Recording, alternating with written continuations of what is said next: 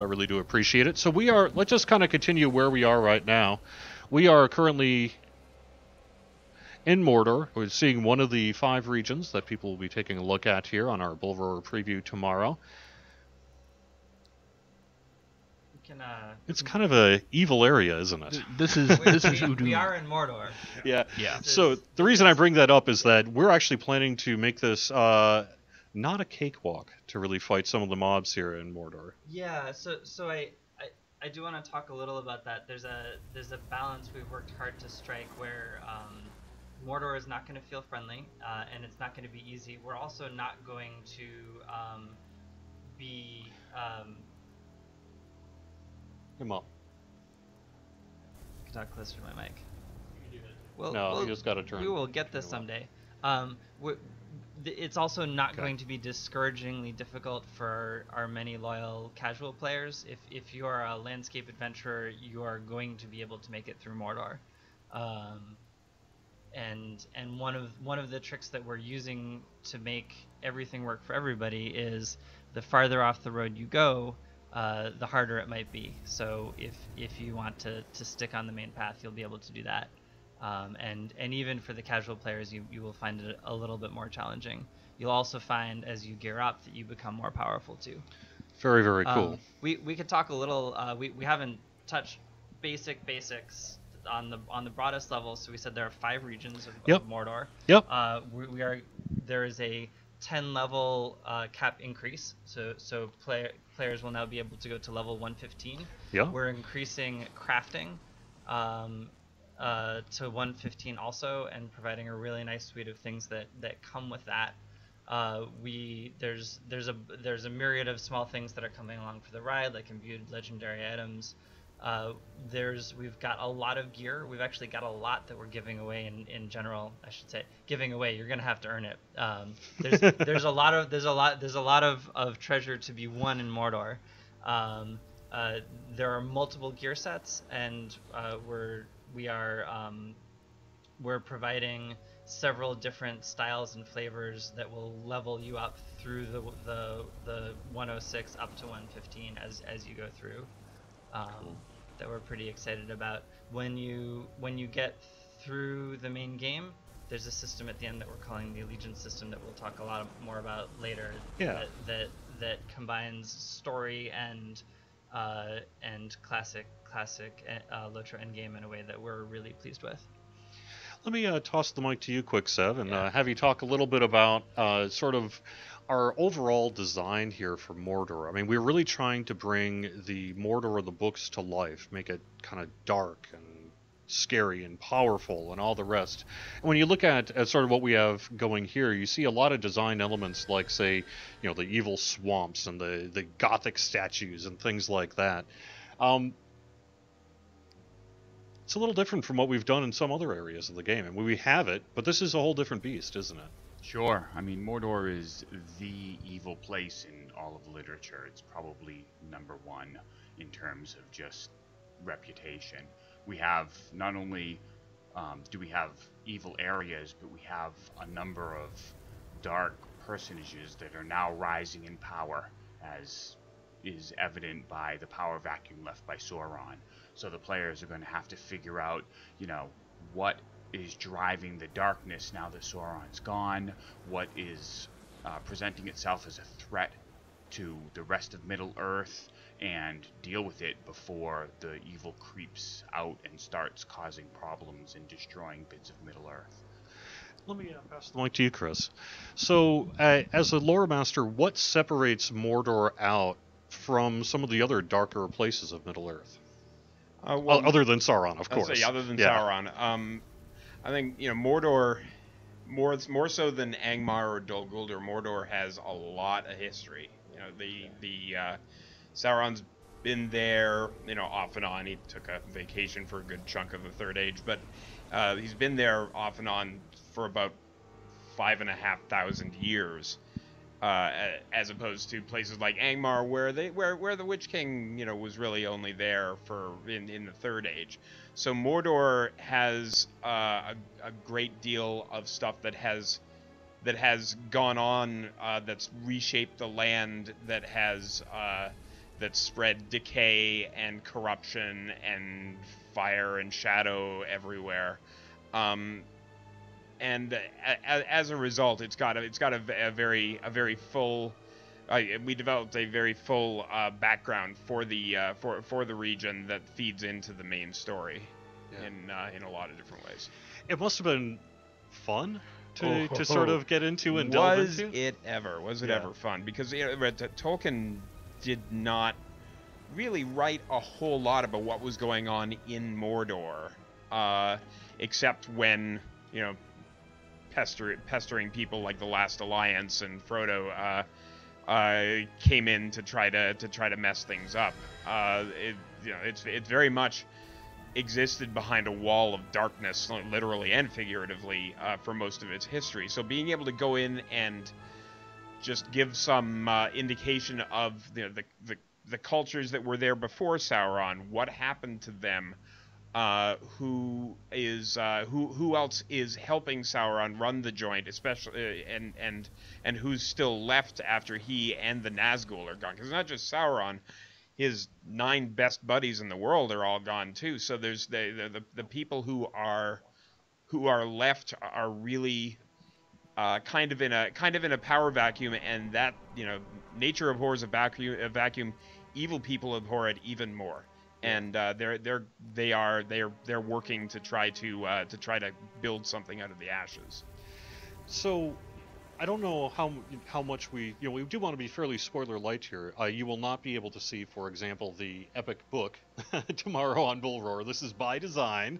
We don't want you to see the fate of the One Ring and Sauron right before before it's actually live and all that sort of thing. Yeah, don't tell them what happens to the ring. We don't want to spoil it too much because there are some things going on, but we're not just bringing our epic story to a conclusion of sorts. We're also opening up a new chapter of our story. Yeah, I mean, for the past 10 years, but especially in the past few years, you've been playing along with the Fellowship in various places, and now this is did we end up calling it deciding it's the Black Book of the Black Book of Mordor? This is a tale that Tolkien never told.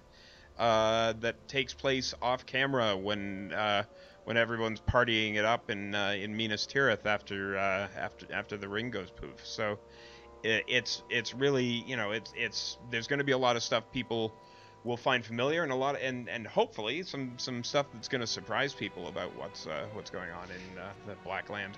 So, as you mentioned earlier, there wasn't a lot of writing about, say, exploring Mordor itself, other than maybe the specific section where Frodo and Sam were. Things like which that. is actually a very small subset of just Gorgoroth, let alone Mordor at large. So, how did you, when it came time to start, say, writing about the setting and the story and that, what did you look to for inspiration? How did you sort of get it to fit with the epic story and make sure it was right, so to speak? Well, in the early going, it helps that our tendency is to split regions up into sub areas for content purposes.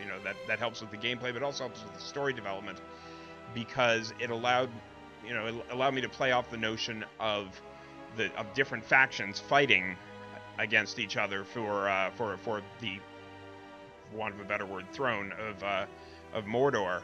So each area sort of started to develop its own character based on whoever was going to be ruling it in the aftermath, and also just as a general guiding principle, we tried to sort of emphasize different aspects of Mordor in each subregion. So, for instance, Udun is the industrial hellscape that we all know and love. And Doromarth is the burning desert. The emphasis is very much on fire and of the looming nature of Mount Doom. And then the other areas, we just basically broke it down to one's based on lava, one's based on blood and corruption, one's based on creepy crawly spider things. They're all that gave them all their own character, and it also helped define who the major villains were going to be in each each region. Why don't we head into where are we right now? So we're just in Dormar. Why don't So we head into we Lingris just and went take a look at past that? the Eisenmouth into Doromarth. Right. And we got this fantastic little bar next to our UI, which is a system that I think that we've talked about a little bit in passing, but I don't know if we can see the bar. In this I don't know if section. everybody can see it, but it's a Yeah. You probably can see the Light of a sort of Rendil. little cloud of purple sort of particles floating around at your feet. So that is so I was speaking earlier about difficulty levels.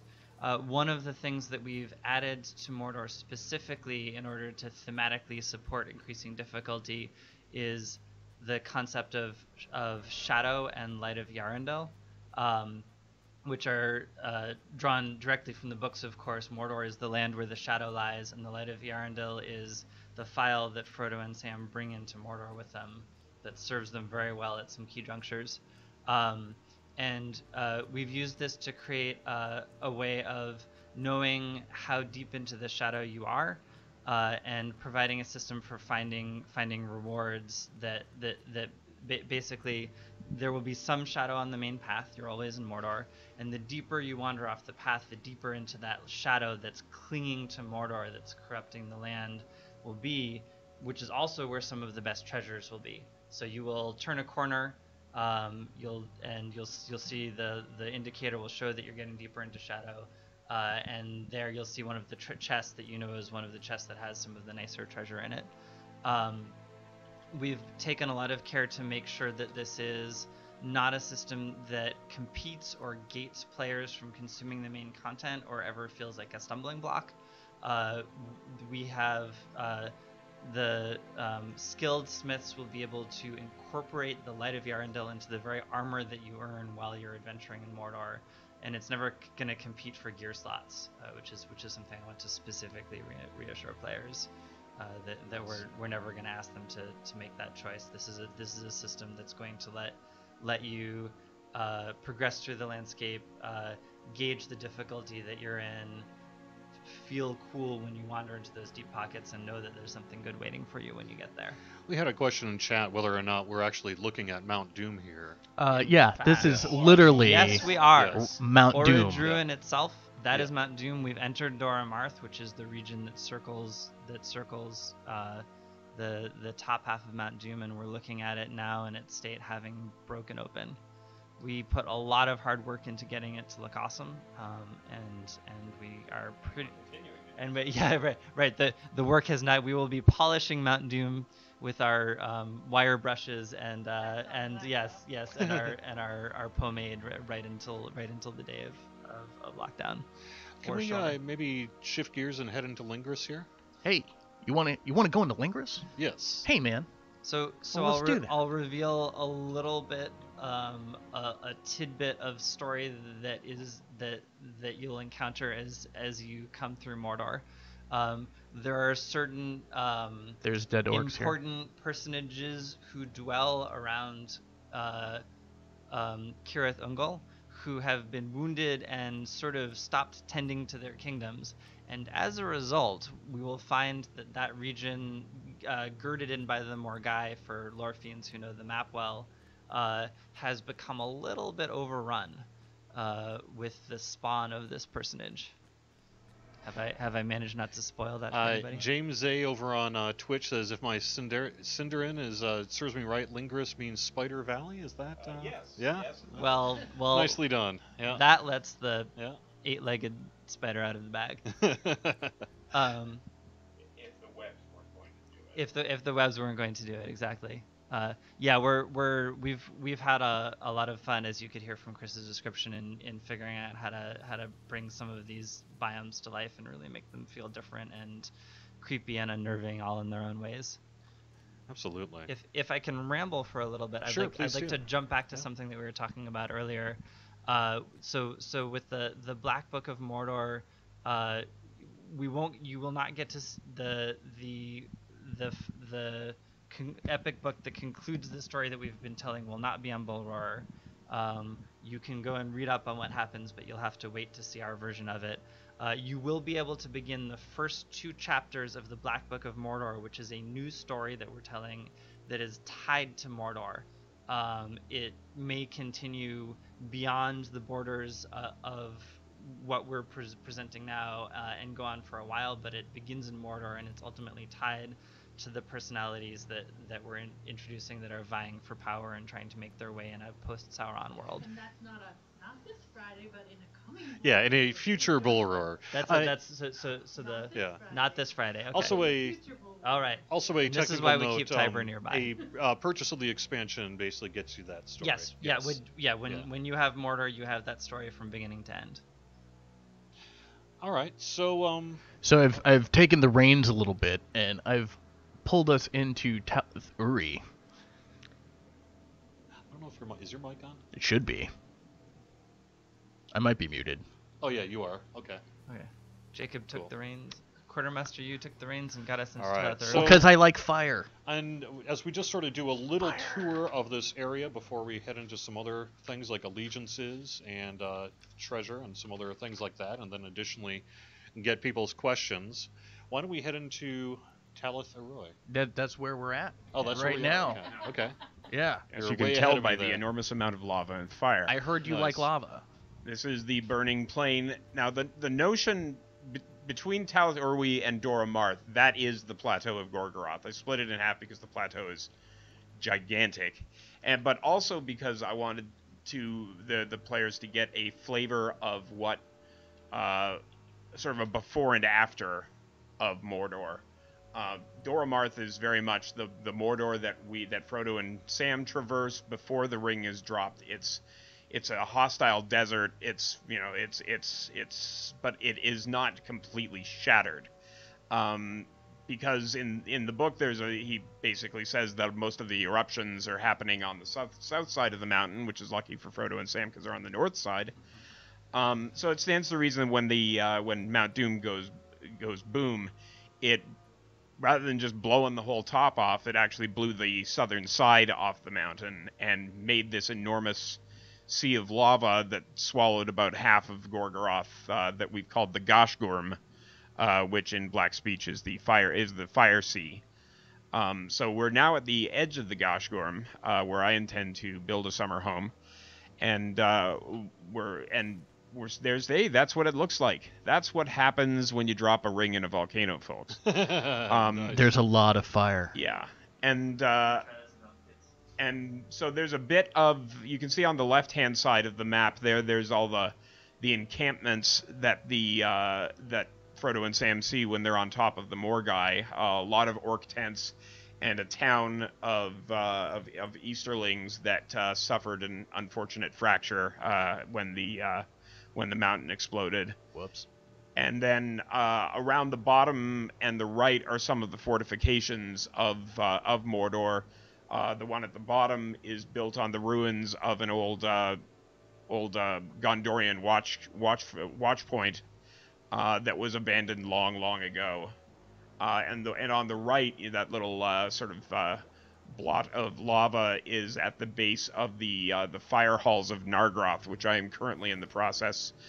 When this is over, I'm going to go back and add lots more spikes and flames to the interior of that, and it's looking pretty awesome. Mordor housing confirmed. No. Yes. Yeah. Oh, Oh, speaking dear. of Nargroth. Oh yeah. Oh hey, he's brought us to the entrance to Nargroth, and he's about to get spanked. Correct. Yeah. So we've That's what been able to bring back some of our favorite bad guys from earlier too, like the Goshai, the easy to defeat version of the Goshai were first introduced in Moria, but you better bet that in Mordor they have better Goshai than Moria ever did. Nice. So yeah, this is the entrance to Nargroth, one of the larger fortresses in Mordor. I don't want to tell you about who's ruling there because I want it to be a surprise and it's awesome. But you know, you can sort of guess that the theme in here is fire and lava, which has been a lot of fun to work with because I don't normally get to work in lava. Yeah. And I'm very fond of working in lava. Do you, as an artist, Highly Chris, recommend do you it. have a preferred medium? Well, molten rock, obviously. Clearly. Yes. You don't get to put any flowers. Yeah, ash, No flowers. soot. No flowers. There might be some flowers in Mordor, but certainly not here. They're not going to be There's very certainly, healthy there's certainly flowers. weird glowy flowers in yeah. So All right, there's so as we one- continue our tour, are we heading into Agraнаth? Yes, that is Alright. next on our list. I'll pass that back to you. So why don't we, as we're kind of porting over here, oh, there we go. Are you standing? Oh, yeah, you're standing. You're standing in the water. I picked the most Oh, that's blood? unassuming. Yeah, ish. It's mix. It's a mix. Smells like river. it and tastes like it. Although I don't recommend drinking the water in Agraнаth. Or in Mordor, probably in It general. probably not. Just don't drink the water. Yeah, that's better advice overall. Nice. So what could you tell me, for those who maybe aren't familiar, what is Agraнаth? So you won't find much about Agraнаth in the books, but this felt like a very strong addition, sort of tucked at the bottom, as you know, like we basically the progression that the experience of Mordor that we wanted to bring to players was, here is classic Mordor. Now here are all the interesting and weird ways that we can make it sort of ring out the permutations of what Mordor is, and Agraнаth is one of them, and we're really happy with it. This is man, I wanna reveal stuff. There's It's hard, right? I will totally reveal. yeah, there are important people, probably in the fortress of Saragast, The one that I'm and pointing they at. probably have a lot to do with why the valley looks this way. Very nice. I think that's about as far as I can possibly overrun the border of giving things away. It's here. gonna be cool. So let's talk a little bit about some of the fun gameplay things that are in here. One of the things that we're going to be seeing is new landscape treasure, both common and uncommon, in these landscapes. Yeah, so I want to let to put things in a slightly broader context. As I talked about before, shadow gets deeper as you get into the sort of darker pockets and more dangerous parts of Mordor, and the treasure that LOTRO players will be accustomed to finding on landscape is going to go from sort of trivial to really worth hunting for. We've actually increased the density of treasure in general, but that ties into a bigger fact about Mordor, which is that when we set down to build Mordor, we realized that you are a stranger in a very strange land, and we're not going to find townships of friendly people. We're not going to find big commercial hubs that will trade you for things that you want. This is hostile territory.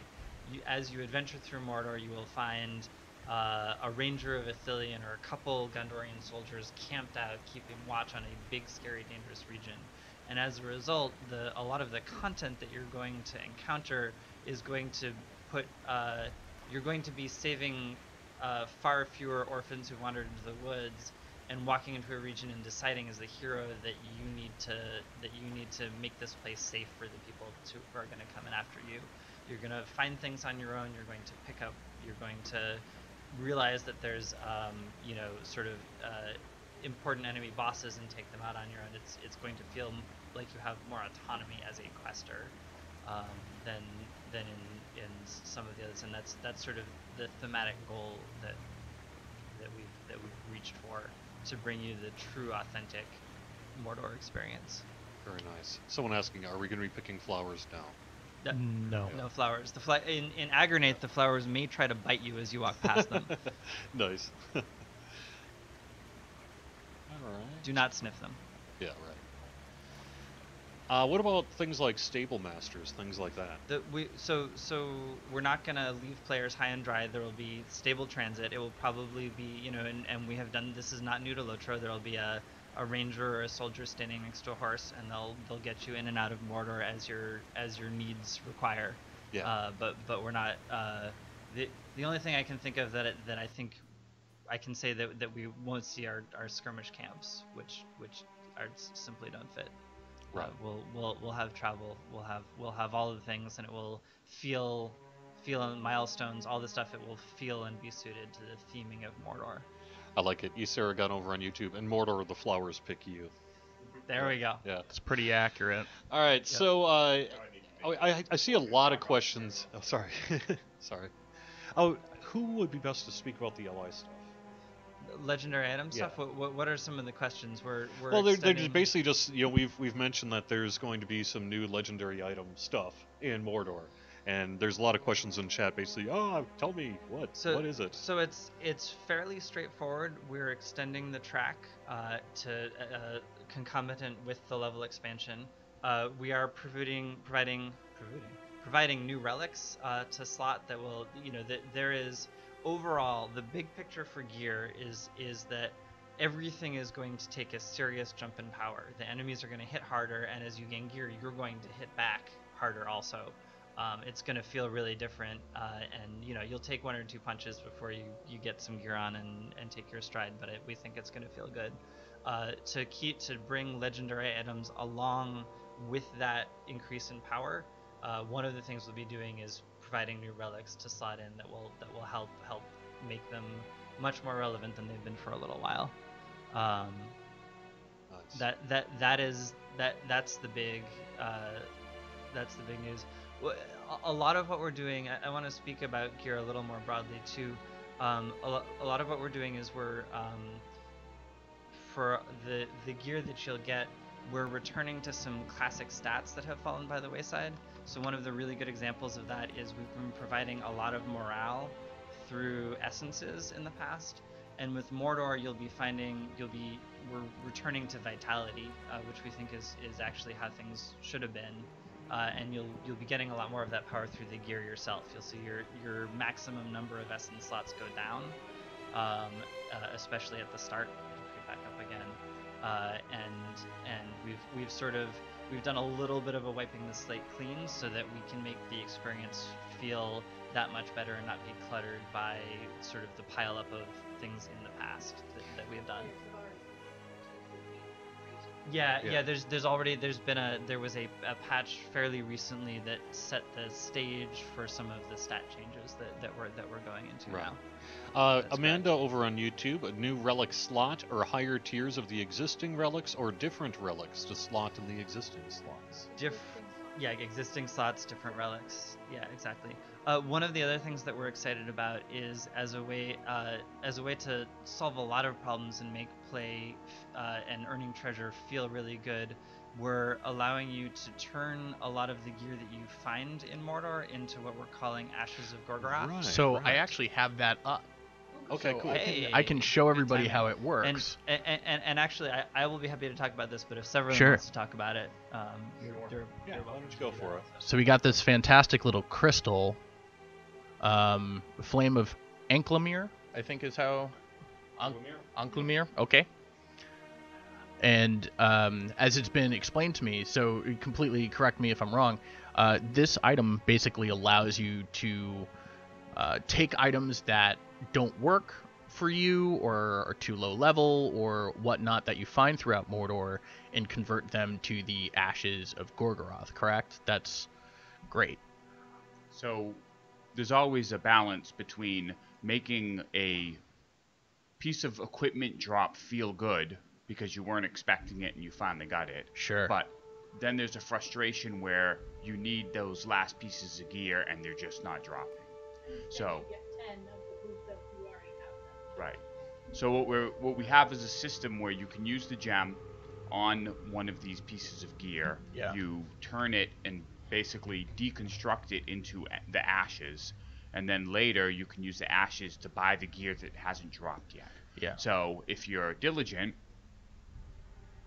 RNG can't deny you gear. Eventually you'll get enough ashes to be able to buy essentially what you want in terms of gear. That way, as you're doing dungeons and you're doing raids, if you're getting frustrated something isn't dropped, Sure. you can make progress towards that with every piece of gear that you get. And it's really simple, but it doesn't work on everything, right? It works on Most some things, things, but most not things, everything. not Right. everything. And that's, intentional, obviously, because we don't want to just destroy your favorite little thing that's The other thing is, because it's it's a gem in cosmetic. your inventory, you don't have to run back to someone in order to Right. deconstruct items. Sure. So as you're getting gear, you can deconstruct it on the fly, and to keep your inventory from getting cluttered as you get various bits of gear. And obviously, the more powerful the gear that you get, the more ashes it provides when you deconstruct it. So I've teleported to a place that I will remain nameless, except for this thing, which I can't. Except for that thing. But this is the new NPC that you'll need to interact with, right? The elf smith for the ashes. And then obviously you have plenty of choices here of gear with various stats that you can trade these items in. So obviously we have some stuff that you want to aspire to, and you have plenty of lists to choose from, including Bjorning lists. So very exciting stuff. No crafting mats in that bag. Heresy. Well, it should be noted, these are basically admin accounts. So these are used for, they sort of start naked and we can sort of create anything we want. Yeah, this is an internal development server. On literally so, purpose. I yeah. targeted myself and nuked everything in my inventory, which is also heresy. Don't do that either. Let me take a quick pause to go through a couple of questions here.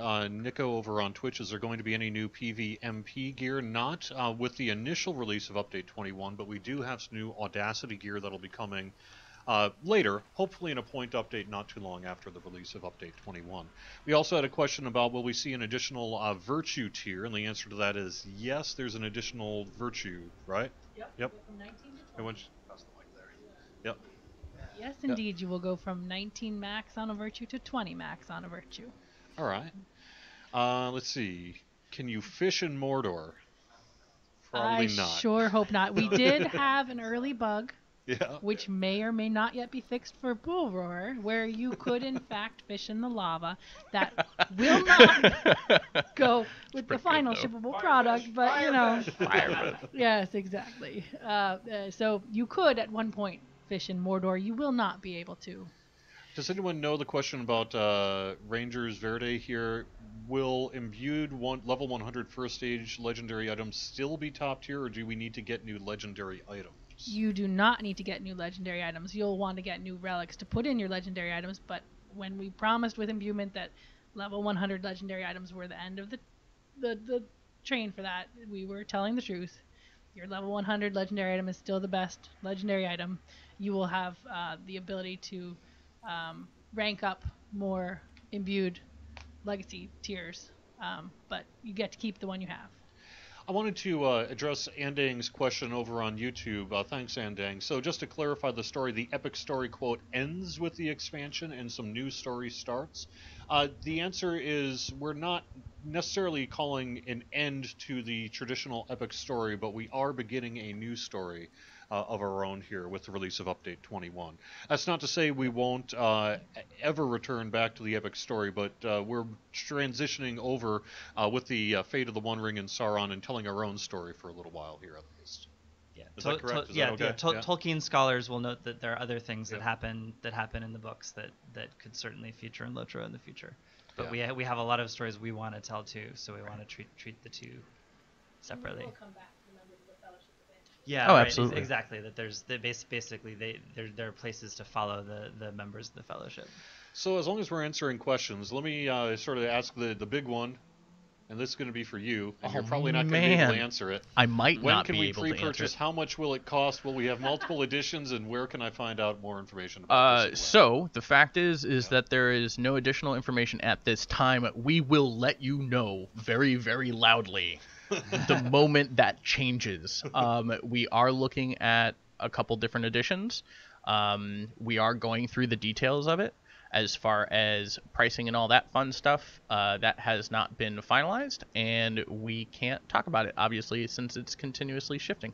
But the one thing that is absolutely guaranteed is that we are working really hard to make the stuff that we're including in those editions super awesome. Like, really exciting about it. I can't talk anymore. I have to stop. Yeah, we're really in the approvals and finalization process of that stuff, so we really can't get too granular with it at this time. And so the goal is obviously to make it as easy to understand as possible. Is about the value that you're getting in each of the packages, and we'll be communicating very soon. This is maybe not the nicest question, but it does transition to another thing that we should mention, which is our allegiance system. So, Stellarin asks, are we finally going to be able to craft something useful? The answer is potentially yes, and that will be stuff, in part, among the ways you can build your sort of honor with the allegiance, your reputation with the allegiance, So the right? question was about crafting or about... Well, it's through crafting, because we do have some new crafting recipes for these Yes, things, and, right? and in fact, yeah, no, we are... I'm leading into this. Yes. There will be good stuff in crafting. I have a Anyway, fantastic follow-up after. No, because there are recipes for it, right? There are so. But more than that. Yes, but more than that. Yes. Yeah. So there is actually great stuff in crafting that we're excited about.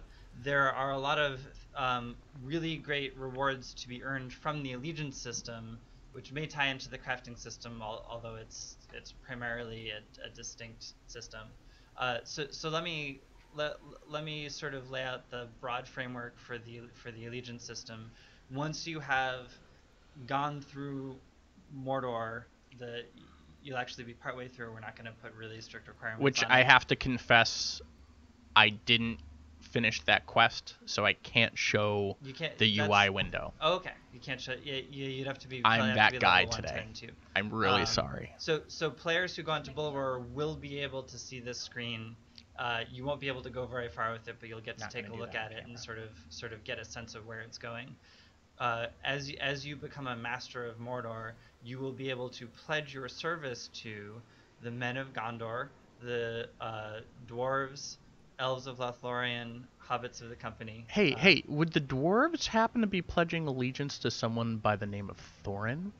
I am not at liberty to disclose that level of information at this time, but why not? Can I just turn around? I need something to throw at Jacob. Can I please turn around? Yeah. Nice. We got some cans. But so basically, the allegiance system is going to be a new endgame system where you will be pledging your allegiance to dwarves, men, elves, and hobbits. And specifically, what we're doing is you'll earn cosmetic rewards. You'll earn some really nice gear that will be some of the best gear you can get when the expansion releases. Although that will change after instance clusters come out, of course, as always. And we're also going to tell some really cool stories that we're excited about things that are happening in the world after the Fall of the Ring and things that are to come in the world. Right. And there's a lot in there.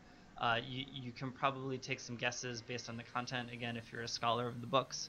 But there's some cool stories that will be revealed in time, and they will literally unlock as a sequence of high caliber, delightful to digest content that you get to partake in while you go through. This is really tiny, but for me it's huge. Are you excited about the barber? I've been standing at the barber for a yes. while. Okay, so that's it. That actually came up in chat. Some people like Quartermaster U are really excited about. I mean, about look the at this beard. I like barbers. So clearly, let me back up though before we get to that. So, and we will be talking about the barber here, but we also I've been getting a lot of questions in chat about, say, the avatar revamp, things like that. This is a separate thing from the avatar revamp. It does work, with it, but the barbershop is a little bit of something different. So what you're seeing here is not the avatar revamp, correct. A new barbershop that you're going to be able to use. And so the thing that's really new and exciting about this particular interaction is we give you many more options for customization that we didn't historically give you. So the window's gotten an update. You have more options. You can go ahead to your delight and go through basically and recreate your character through the barbershop. Something that's been asked to me personally multiple times, so that's why I was giddy about it. We've had many player requests over the years. So many hairs. We've brought over the majority of the settings in when you create your character are now in the barbershop. Yeah. And it's a small thing, but we're also pretty excited about it, actually. About the Avatar revamp, we don't have it yet on this development No. preview to show. It is also not going to be in our very first preview of Bullroarer tomorrow, which is why we're not really talking about it or showing it off at this time. We are going to be doing, several previews on Bullroarer in the coming weeks. So maybe we could actually quick toss it to you or whoever wants to answer it. Yeah. I did Yeah. want to talk about the Avatar revamp a little bit. Sure, that sounds good. The Avatar revamp should be starting with men and elves. It won't be everything because we want to make sure that it's super awesome. And then following that, we'll be doing the dwarves and hobbits, and then we'll be doing the Bjorning, which since they're most recent, they've had more recent art decisions made with them. So just to set the expectations, when Mordor releases, there'll be a subset of Avatar because it's a long process that we're going to go through. Because we Yeah. want to make it right. Yeah, right. And maybe let me just pass to you, because we are getting some questions about, can I see the high elf? Where's the Avatar? That isn't going to be ready for this first Bullroarer preview tomorrow yet. You will have to stay tuned. Oh, really? Tomorrow morning, I will look and see if it is ready or not. Nice. So you will just have to stay tuned to see whether the high elf is on the first Bullroarer. The Avatar revamp will not be. Yeah. But the reason I bring this to you is we're going to be doing several previews in the coming weeks here We for will. Bullroarer. So can you Yes. explain a little bit about how that's going to work? Sure I can. Yeah. Every weekend for the next Several. number of weekends, we will be having a Bullroarer open beta, and we'll tell you what new things are available.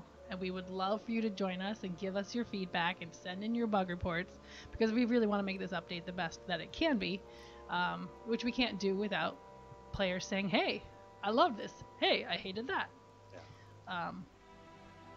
And we have a bunch of people in chat here and who may be watching this later who really haven't dealt with Bullroarer before. So can you give people just a quick set? Okay, I'm in. Okay, What do I do? yeah, if you've never been on Bullroarer before and you want to participate, all you need to do is download the Bullroarer client. It's a special, separate client from your live client. You can find it on our forums under the Bullroarer server, and it's the very first stickied post that says download Bullroarer. You download it, it will take a little while to download and a little while to patch. So you might want to do that earlier in the day on Friday if you want to be in there right when we open. And you can actually do that right now. You can't go into You can Mordor download or it right now. like, You can load download to it right Japan, now. But you can download it now. You can also copy your live character to Bullroarer right now. So if you want to be all ready to log in on your favorite live character, you can copy it to Bullroarer right now. I did a database wipe a couple weeks ago, so it's all ready and set to go. So it's fairly simple, fairly straightforward. You will have to copy your live character from the live launcher. So log into your live launcher, pick the character you want to copy to Bullroarer. It will copy, it will leave your live character alone on your live server, it'll just make a copy. And then as soon as Bullroarer comes up, you'll be all ready to log in. And we will be doing really targeted feedback on specific things each weekend. Yes. You can keep an eye on the Bullroarer forums, and we want to know specific things. Like what are some of the things we may particularly want people to be looking at this weekend? So some of the things we'll want people to look at this weekend are the level cap increase. We want to make sure you feel like you're leveling nicely from 106 to however far you get. We'll be looking at some of the early regions. We'll be looking at a Dune and Dormarth. That may be as far as it gets, but some of Talith Arway as well, I believe. We will be looking at the legendary item increase. We will absolutely be looking at crafting, because the Isengard Tavern, which is a special place on our test worlds, has all of the crafting materials. And you can go pick them up and check it out. The new crafting tier, which has minstrel instruments and level 115 gear. Ooh. Yes. It does not require a new crafting guild tier, but is a whole new crafting tier, pretty well filled out, broad itemization, and some best in slot items. Being It that does not have things yeah. at level 105 or 110. We wanted to make the best things we could make at the level cap, so we wanted to have a broad range of things you could make, but it's not going to be, every 3 levels you can make a new thing, which we did in the past. What about the barbershop? We absolutely want your feedback on the barbershop. And then and sounds new like options. maybe we're going to be making decisions soon about High Elf too. So that might be Right, something and to look if at. the High So, Elf is available, we would Yeah. absolutely love feedback on the High Elf has a new starter area with its own Yep. story, Yep. and the High Elf has its own racial traits. It has some very special animations. It has its own appearance, which isn't 100% done, which is why we may or may not have it. But if it's good enough, then Yeah. we'll certainly want your feedback on how it's going. And just to sort of temper expectations, this is our very first Bullroarer Mhm. preview, so there are some things that are not yet in a final state. There are that are things that are absolutely, going yeah. to be improved over in the coming weeks as we, polish up things based in part on your feedback and just general workload that we're going to be Absolutely. going through here in the coming weeks. Absolutely. There is quite a bit of polish that will not be done. So you should expect there will be some quests that aren't there, Mhm. some quests that aren't broken, some that aren't broken, which is good, Yeah. but some that are broken. You can expect that the world areas are done, but they may not be fully decorated, or they may not be polished to the where our world designers like them to be. You can expect things like the sky might change between now and the final. As always, barter pricing will change. That's never final on the first Bullroarer. And loot drops are never final on the first Bullroarer. So you would expect, and in fact, our systems designers are particularly looking on feedback about the stats you get from gear. So the gear will all be in the tavern. We want people to look at it and go fight monsters in Mordor and tell us, hey, that was too easy, too hard. This stat makes no sense for my class, that kind of thing. And those are also not final, the specific stats on gear. Menther over on Twitch chat says, is Bullroarer under an NDA? Is this a closed beta? No, this is an open beta, so it is not formally under an NDA here. Oh, sorry. Yeah, go ahead. The deconstruct Oh, tech we want tech. is, Yep, is absolutely. all that's new, so we want people to look at that. But The pricing is the pricing, what ashes you get from what, is just placeholder right now. So we do have a number of things that we would love feedback on for this first Bullroarer, and we will make a full list of, hey, check out all these things that are ready for your feedback. Right. And then you will randomly come across things that are not ready for your feedback, and we will still accept your feedback and your bug reports on them.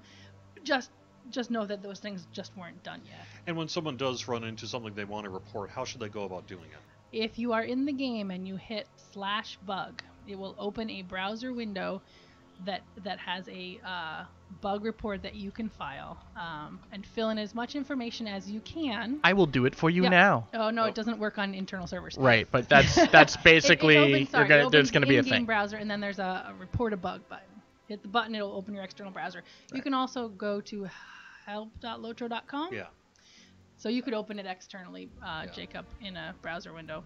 I can't That's actually fine. He because cannot. it's how Um, the XSplit And you can Windows also work. choose to report a bug from there, which is also where you can file a ticket if you have any problems with your account. All right, we're going a little long, but we started late because of technical issues, so I want to go for about an hour here. So we've got in our final, let's say, 10 minutes or so here, I did want to open it up to chat room to see if we could get some questions. I know we've been showing off a lot of stuff, and people have been throwing a lot of questions at us. Now's a good time to take a look at that. Any race changes for existing races? In terms of a racial respec, no. I mean, you can change your look with the barber there, but you cannot say go from an elf to a dwarf. You cannot, and there have not been any updates to the existing racial traits either. Yep. Will there not be a scouring of the Shire? We're going to be a little coy here. Like I said, I guess we'll just sort of repeat what we said earlier, which is that the epic story is not over. It's not ending, but we are moving into a new story of our own here with Mordor. And you will be seeing the fate of the One Ring and the fate of Sauron here in Mordor. The nice thing about the scouring in particular is it's a good indication of that power vacuum we're talking about as creatures sort of go out and the after effects. So I wouldn't be surprised if that wouldn't crop up at some future date. Carefully phrased to say absolutely nothing. 64-bit client? What's the dealio with that? Where do we sit on the 64-bit client right now? Right now we're working on it. The problem isn't having our code move to 64-bit. It's finding libraries for some of the other technologies that we use that we don't own. For instance, our physics engine and our AI are libraries, and because we created them. We created the versions of them a while ago. Getting 64 bits of those and getting them all working is a non-trivial exercise. Part of it might be that we have to get a newer version and update our AI, and that's a huge task. So we're in the midst of looking at that and scoping that out, and we're actively working on it now. But we've definitely started that work. And it will definitely not be done by the time Mordor comes out. No, Yes, this is a long-term, exactly. months and months thing. Yeah. About how long, thanks Harmless for your question on Twitch here, about how long after the Mordor update will we get group content? Looking forward really to 3 and 6 mans, and we also have a raid coming too. So Yeah. Well, we'll probably see the dungeons. We're hoping for sooner rather than later, but some of the content people are still really excited and polishing stuff for Mordor. So my guess is that you'll probably be seeing something on Bullroarer before the summer's out for the dungeons, and then after the people get a chance to gear out on the dungeons when they go live, you'll start seeing things on Bullroarer for the raids. Dante64, what's the new cap? The new level cap will be 115 with update 21 here. Will we be able to change current characters into a high elf? No. How much is the expansion going to cost? We're not yet ready to announce that. Stay tuned for more details about, pre-purchase details, things like that. No new traits coming in update 21, correct? Only the Yep. high elf racial traits, no new class traits. Right. PVMP is not really a part of update 21 here as well, so that. In terms of classwork, we do have some Bjorning fixes in update 21, and we'll be continuing other classwork in future updates here too. Yes. Yeah. Let's see. No Avatar update on Bullroarer tomorrow, correct. It's not quite yet ready for a Bullroarer preview. It'll be in one of our subsequent previews here, so stay tuned on that. Did they say a new crafting level? Yes. New crafting level, new crafting tier, no new crafting guild. Yeah, okay, let's just repeat that. New crafting level, yes, which means a new crafting tier with new ingredients, new recipes, the whole shebang, but no new crafting guild tier. You will still want to have a maxed out craft guild crafter, but you don't need to grind the reputation again to go to an even higher craft guild tier. Duero Scholar over on Twitch, and I'm getting to you YouTube guys too. Sorry about that. I'll get to you shortly. Is that a new musical instrument playable in the music system, or just a minstrel weapon? Just a minstrel weapon. Okay. They'll have new stats. They're really nice for minstrels, but it's not a new musical instrument, which is not in the works for 21, but is in our wish list of things to do following. All right. Wow, you guys are asking me a lot of questions. I can't. Let me go over to YouTube. Any new skills? We don't have new skills, right? Well, there's every race has a few skills that come with the racial traits. So the high elf will have their very few skills that come with the race. There are no new class skills. There's no new monster play skills. What classes can high elves be? It's everything except for no burglar. Burglar. Yeah. Everything else. And no Bjorning. You can't be a high elf Bjorning. Yep. So effectively, what that means is that there will be elves who can be captains now. You heard it first. Yeah. High elf captain. Oh, well, we'll have to look into that one. Yeah, you might already have it. Yeah, probably. Hey, I found a problem with the bridge. I wanted to bring it up. You should talk to the Mordor civil engineers, please. I think they're a little busy dealing with stuff falling from the sky. One does not merely walk across that bridge. No. Well, not passively. One always must have another travel destination to magically go to. And we were talking about Lingris, and I hit the wrong Teletu at that particular point. So here's a different angle of that same landscape. And I'm going to cloak, otherwise you get to watch me get murder-faced again. Okay, we do have someone's asking about, are we going to be doing a formal trailer and things like that. We do have some more video content that's coming, and we'll have more information about that as we get a little bit closer to it. But we do have a lot of promotional plans. Don't spoil any of my plans, Jerry. You're right. Yeah. Will there be a new crafting reputation tier? Does anyone know the answer to that one? So the crafting reputation is typically associated with the crafting guilds. Yep. There is no new crafting guild tier. So if you've maxed out your crafting guild reputation, you're all set.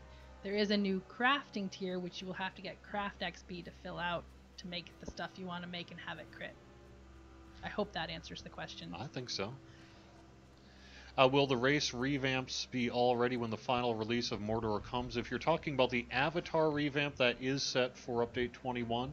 If you're talking about, say, like a racial respec, that is not on our current schedule. Update 21, the Avatar revamp will only touch humans and elves. Correct. The hobbits and dwarves will come later. Yes. Yes, there you go. Sorry. Can we talk a little... Well, no, we'll talk more about the High Elf as we're actually ready to get to that.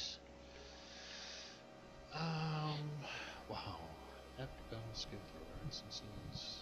We don't have epic battles in here, right? No new epic battles. Yeah. And the epic battles we do have will continue to be at level 100. What about creeps? Will they go up to level 115? They will.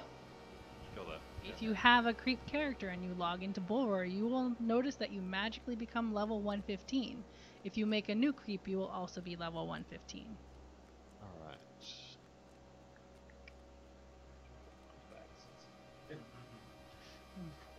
But I like your voice so much better. Yeah.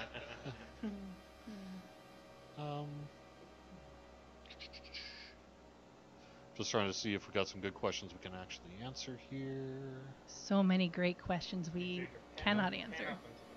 Pan up and to the right, he says. It's a crag. Landscape's probably blocking it from view. I was So, going to show you something cool, but you can. Sorry. Yeah. I can't show everything that's cool. ending No, on we YouTube has a can question for wait. you, Sometimes Chris. it's okay to wait. Players will find it for themselves. Ending Correct. over on YouTube, Chris says, how does the passage of time work with the expansion in the Tolkien timeline? Can you talk a little bit about that? This is hello. Yeah. We are the passage of time. Obviously, in the rest of the game is as it was. You know, the time is fluid based on where you are. In Mordor, the fluidity of time is going to take you into the weeks and months after the fall of Barad-dûr and Sauron. It's not going to take us as far as when Frodo sets out for home or anything yet. So that's part of the reason why the scouring hasn't happened yet, because it hasn't happened yet. But we're going to be dealing with the longer stretch. We're no longer setting everything on a specific morning of March the 13th. It's going to be a little bit. It's going to be going back to the way things were before the timeline in the books got so hectic. So it's going to be in the period around when the hobbits are recuperating at Cormallen, and Aragorn is setting things up back at Minas Tirith and so forth. So we're going to see some stuff from that area, and also dealing with the immediate aftermath of the power vacuum from Sauron's fall. Cool. I've got plans for past that, all sorts of neat ideas. He's got so many plans. so many plans. So many plans. It's actually really exciting to go to do the to get. It's not Fourth Age, but to do the post ring stuff, because we're really starting to enter into Terra mostly incognita again. And it sort of brings things full circle too, because the first time I was involved in discussing doing a Middle Earth game was back in 1997 or something, back when it was the ownership was totally different, and one of the ideas that was floated and swatted down fairly quickly, but was why don't we set it all after the fall of the ring, and we decided that would take too much stuff off the table right away. But now that I feel like we've earned the after party, basically, for the 20 years later. Yes, I do. Oh God, but yes. You're starting to make me feel like you're filling that power vacuum. Nice. Okay. How do we pledge our allegiance to Quartermaster U? You purchased I the take expansion. You can sacrifice a chocolate cake on an altar with a memed face of mine. Nice. But I require pictures of that. Ice cream, also legit. That one at poorly. Yeah, My sister-in-law sent me ice cream that came with dry ice in a little cooler package. Here you go. don't just stick it in a manila envelope.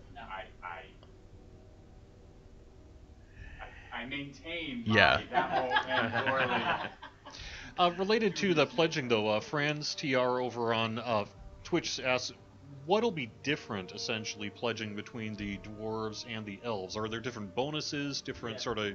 I mean, what happens, essentially? So there's a delicate balance that we wanted to strike here. We don't want players feeling like they have to sort of game theory which order to do things in. We want you to pick the one that feels right for story reasons and play it. So the story that you consume will be different. A lot of the activities will be the same or similar enough that you won't really care. Most of the rewards will be the same. You'll be bartering, so there will be a couple of things that will be specific to each thing, but for the most part, you'll earn the things that you want through the allegiances. And if you want to be completionist, then you'll do multiple characters and see them all. But a lot of this should be about telling the story you want to tell with your character. So can I do multiple allegiances? Yes. You can, but each one gets harder. So the allegiance is meant to support alt. If you want Right. to do an allegiance and you finish one and you really want to do another one, you can do that, but it's harder to do the second time because they know that you have split. Yeah, I can't totally trust you because you help those guys over But there. the allegiance system is meant to support storyline. Sure. It's not meant to be you pick the allegiance that gives you the best stats. It's you pick the allegiance where you're more interested in the story. Yeah. And while there are rewards there, the rewards are meant to be very similar so that you don't feel, oh, I like one storyline, but my class should play the other one because of stats. We wanted to avoid that. And if in fact you want to do the whole story on just one character, you can do it. Can do all the allegiances. You can do all the allegiances on one character eventually. It will just be hard because it will get harder and harder. Or you can experience each one through an alt. Maury mentions on Twitch, and I think this is going to be our final question here. This is about the High Elves. They do get a new starting area. We don't really want to spoil it yet, but what can we say about where it is? Will it be an open world or instance like the Bjorn? Let's wait on that because it's Wait one on of the that? first things that the players can look at when it opens. I was gonna say, just It's not open world. Yeah. For a good reason. Yeah. there we go. For a good reason. Can't help but spoiling. Yeah. Can't help but spoiling. I can't put you people in front of a microphone. Just giving away all the good. Don't you have a mute button over there? I do, but I seldom use it. All right, and I think that's going to actually wrap it up here for our live stream here. We do appreciate everybody joining us here for our Mordor preview, early look ahead of Bullroarer tomorrow. That'll be tomorrow. If you're watching the archive, it'll be Friday, June 23rd. Stay tuned for social media. We'll be announcing when you can actually log in and all that, but you can head to LOTRO.com, go to the forums right now to download the Bullroarer client. We'd love to see your feedback on this first and subsequent previews here for Bullroarer. We'll have a lot more information about Mordor. Oh, by the way, I don't think we ever mentioned the name. You want to do the honors there? Hey, Jerry. Yeah. Guess what the name of the expansion is? What? Lord of the Rings Online. Mordor. Mordor. There you go. Plain, simple, straight to the point. Awesome logo, by the way. Huge props to our art squad.